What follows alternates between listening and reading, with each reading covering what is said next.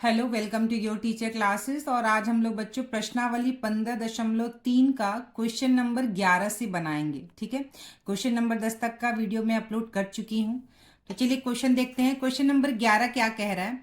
एक तार वर्गाकार आकृति में है, ठीक है, जिसकी भुजा 22 सेंटीमीटर है। उसे मोड़कर एक वृत्त बनाया जाता है, तो उस वृत्त की त्रिज्या और परिधि बताइए। तो चलिए बच्चों, इस प्रश्न को हम लोग हल करते हैं। तो यहाँ पर देखिए क्या कह रहा है। एक तार वर्गाकार, ठीक है, मतलब कोई तार है जो वर्गाकार आकृति में है। जब हम उसको मोड़ेंगे, उस तार को जो वर्गाकार आकृति में, उसको मोड़ के हमने क्या बना दिया है बच्चों, वृत्त। यानी कि कोई तार इस तरह का है जो कि वर्गाकार आकृति में है, और इसको क्या किए हमने, इस तार को मोड़कर क्या बना दिया बच्चों, वृत्त बना दिया। तो आप इस बात को ध्यान दीजिए कि जो वर्ग का परिमाप होगा, ठीक है, उतना ही बड़े तार का हमने उसको गोल वृत्त बना दिया है।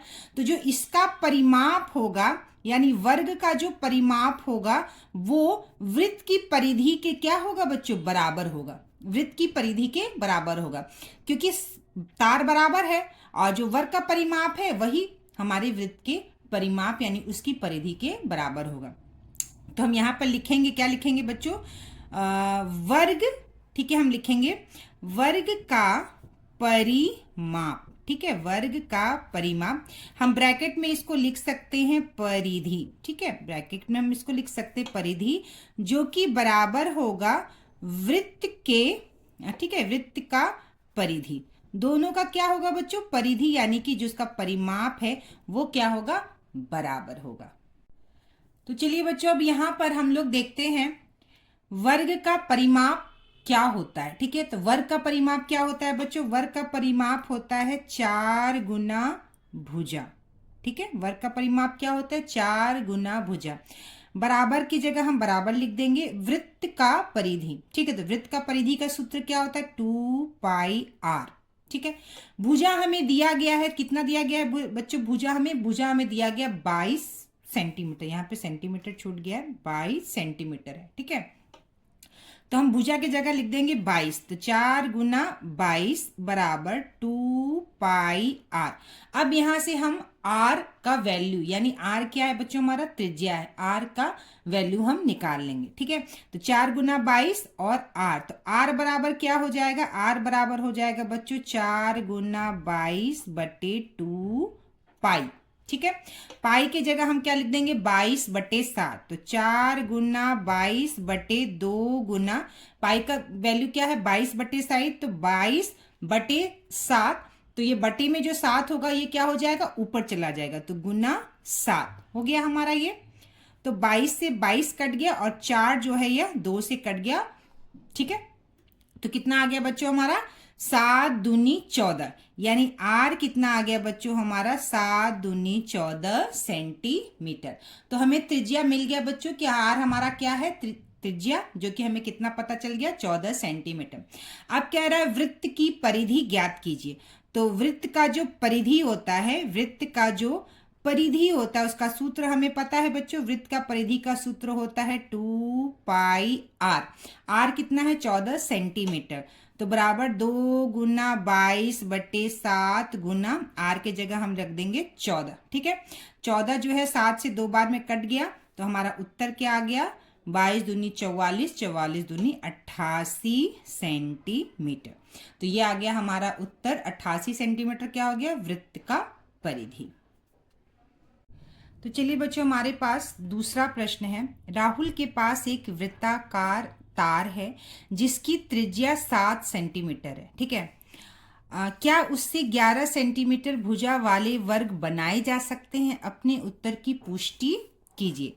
तो यहाँ पर क्या दिया है बच्चों कि एक हमारे पास वृत्ताकार तार है। ठीक है, वृत्ताकार तार है जिसकी त्रिज्या यानी कि r दिया गया है बच्चों में 7 सेंटीमीटर। ठीक है, तो हम क्या करेंगे, वृत्ताकार तार यानी वृत्त की जो परिधि है उसको हम ज्ञात कर लेंगे।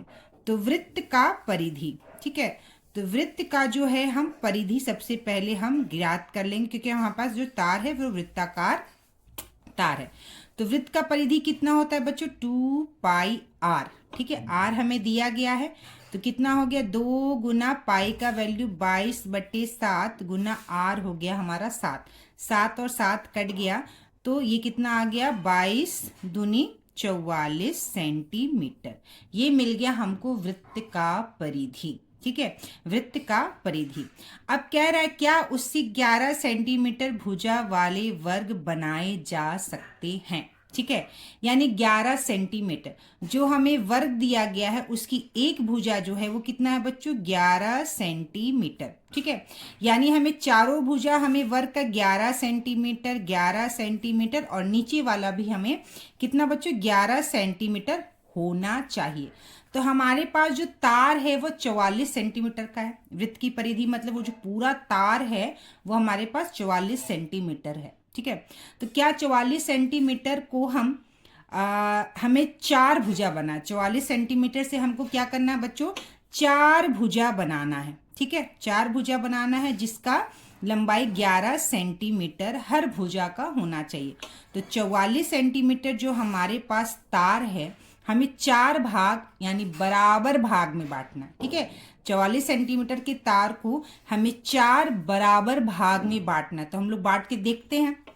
44 को हम 4 से भाग दे देंगे। ठीक है, एकदम बराबर बांटना है। तो क्या ये कट रहा है तो 4 से 44 11 बार में कट जाएगा यानी 11 सेंटीमीटर।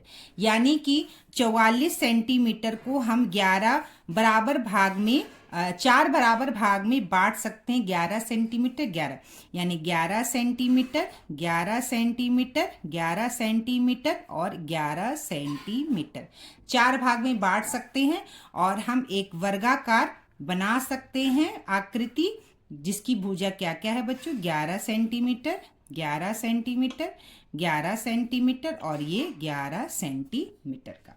तो इस उत्तर क्या होगा बच्चों कि हाँ 11 सेंटीमीटर भुजा वाला वर्ग जो है हम बना सकते हैं। ठीक है, चलिए 13वां क्वेश्चन देखते हैं बच्चों हम लोग। 21 मीटर की त्रिज्या, सबसे पहले हम लोग लिख देंगे आर हमारा दे दिया है 21 मीटर। ठीक है, 21 मीटर की त्रिज्या वाले वृत्ताकार मैदान के बाहर के 1980 मीटर की लंबी दौड़ पूरी करने के लिए कितने चक्कर लगाने की जरूरत पड़ेगी। तो हमारा जो मैदान है वो वृत्ताकार मैदान है। ठीक है, और हमें 1980 मीटर क्या करना है दौड़ लगाना है। हमें जो वृत्ताकार मैदान दिया है उसका त्रिज्या दिया गया है तो कह रहा है उसके बाहर। तो सबसे पहले हम लोग इस वृत्ताकार मैदान की परिधि ज्ञात कर लेंगे।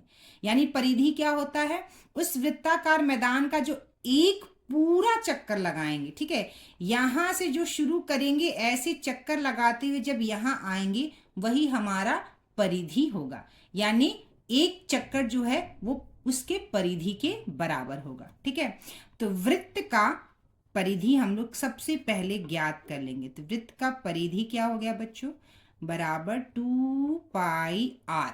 आर हमें 21 दिया है 2 गुना 22/7 गुना आर कितना है हमारा 21। ठीक है, 21 जो है 7 से कितने बार में कट गया 3 बार में। ठीक है, 7 तिरिका 21 और 22 दूनी 44 और 44 में हम 3 से गुना करेंगे।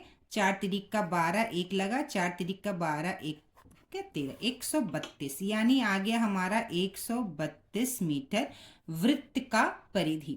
जो वृत्त का परिधि है वो क्या है पूरा एक चक्कर के बराबर है। उस वृत्ताकार मैदान के एक चक्कर के बराबर है वही हमारा वृत्त का परिधि है। ठीक है, ये बात आई समझ में।